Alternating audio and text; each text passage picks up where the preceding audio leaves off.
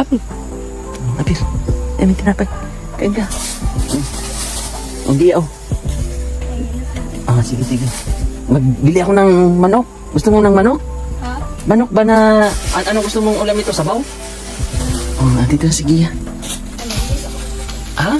Okay naman yan suot mo. Sige. Balik, sige. Ano naman ko na, bakwit dari sila pang sir, kaya wala po kong luto. Ito ka na masigya sir. Sira, mag-inog kape. Hindi kasi yun, ang ginagawa ko kasi, bili na lang ako ng mga ulam-ulam, mga pagkain. Gusto na, tagaan mo sige kwarta sir. Pagkaon na sir, kaya... Kaya nga, ang ginagawa ko, pagkain na lang bibilhin ko. Instead ng mga kape, kasi delikado yan. Hello mga kababayan, Elma's Vlog ay bumabati ng isang mapagpalang araw, saang sulok man kayo ng mundo naroon naway nasa mabuti kayong kalagayan. Sa mga nakaraang upload ni Mang Eli, binisita niya si Gea at ang pamilya niya. Kaso hindi niya maabutan si Gea, laging wala sa kanilang bahay. Mahilig din gumala si Gea, minsan pupunta siya sa kanyang lola magstay ng ilang araw, bago umuwi sa kanila, kaya madalas hindi naabutan ni Mang Eli sa kanilang bahay. Ang lagi naroon ay si Joanne, dahil sa inaalagaan niya ang kanyang anak. At nakita ni Mang Eli na si Joanne ay kailangan din niyang tulungan.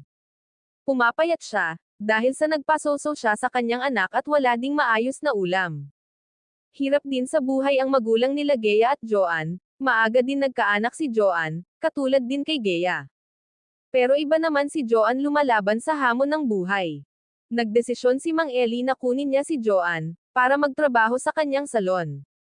Na kahit wala pang experience si Joanne sa ganun na trabaho, kinuha pa rin niya para makatulong si Mang Eli kay Joanne at sa pamilya niya. At tinuruan siya sa mga dapat niyang gawin sa salon. Hanggang sa matuto si Joanne sa trabaho sa salon, si Gea na may mas lumala ang kalagayan niya ngayon, lalo na pag laging nagkakape. Sabi ng nanay niya hindi mapigilan kahit pagbawalan si Gea, lalo na sa pagkakape niya. At sobra din ang kapayatan ni Gea ngayon, dahil sa kakain lang daw siya kung gusto niyang kumain. Sana magbago nga ang isip ni Gea, magpagamot na siya para maging normal na siya at makapagtrabaho na rin sana siya. Mapanood ang full video sa channel ni Mang Eli Vlog. Please watch, subscribe and don't skip ads. Ganun na rin sa aking munting channel Elma's Vlog. Please support. Maraming salamat mga kababayan. God bless us.